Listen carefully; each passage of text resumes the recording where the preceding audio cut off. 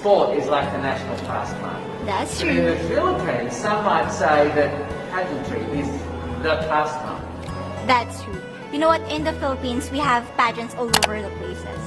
Yes, we have pageants in the barangay, in school, national, local. That's why we really love Miss Universe.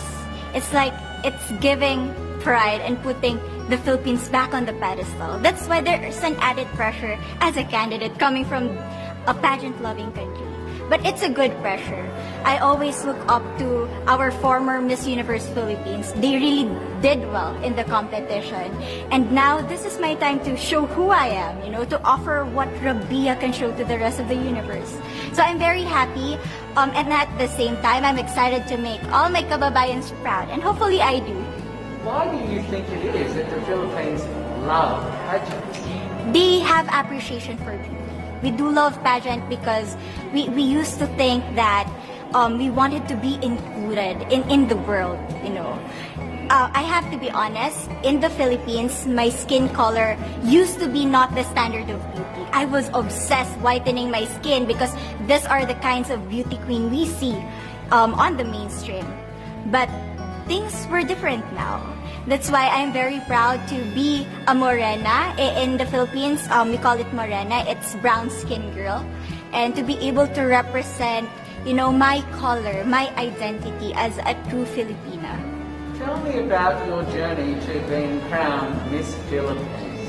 In a world that, in a country I should say, that loves pageants. That must have been a very intense process. Tell me about, your journey to being Miss Philippines. Well, my journey was graceful. You know what?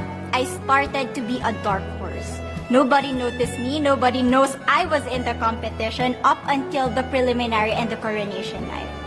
And when I won, I received different comments. Of course, there were people who didn't expect me to do well, who think that I cheated. That's why I need to redeem myself in Miss Universe. I really need to do well in this competition. And the thing is, I love pressure. I love criticism. I get better every day with that.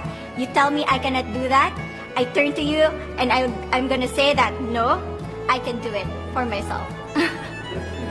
So how does it feel then to be on the global stage? How do you feel to be here in this moment, right now? It's crazy, but I'm overwhelmed with the support, not just from the Filipino community, but also from Thailand, Latin countries who do appreciate me as a candidate, as a person. It motivates me that I am beautiful, I can offer so much in this world, and when somebody believes in you, it gives you that extra energy to really do well and perform well. Do you have a sense with the girls, all of the girls competing, you're competing, but is there a sense of camaraderie with all of the girls? Is there like a real spirit to, sort of motivate each other to do better?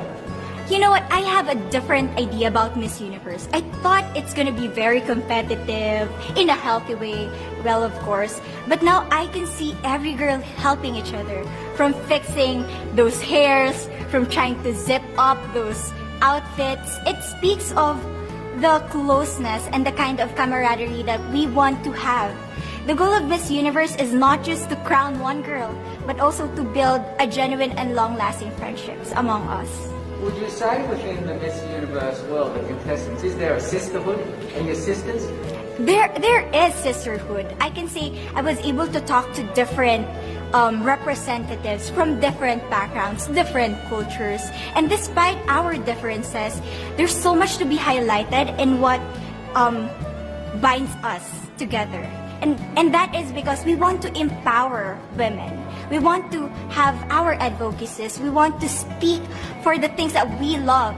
And that's a celebration of women and the beauty that we have. So coming out of this week, obviously you would love to be crowned Miss Universe. Of course. that would be wonderful, of course, for any of you. But what else will you take out of this week? What do you think you'll feel at the end of this week, regardless of the result?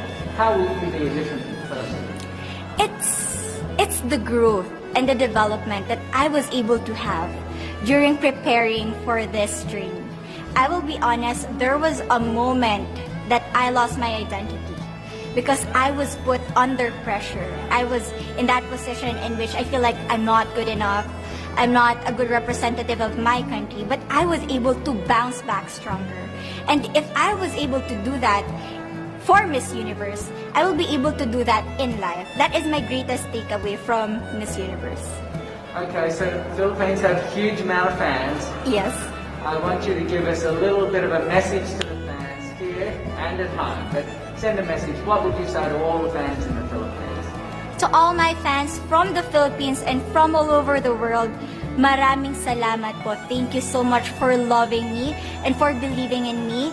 It means a lot to somebody who is so naive in this industry, who has no idea how to become a beauty queen on the first day of my journey. But because of your love and support, I was able to be the woman that I am today. And regardless of the result, I may or I may not win the crown, but one thing is for sure, I'm gonna make you all proud.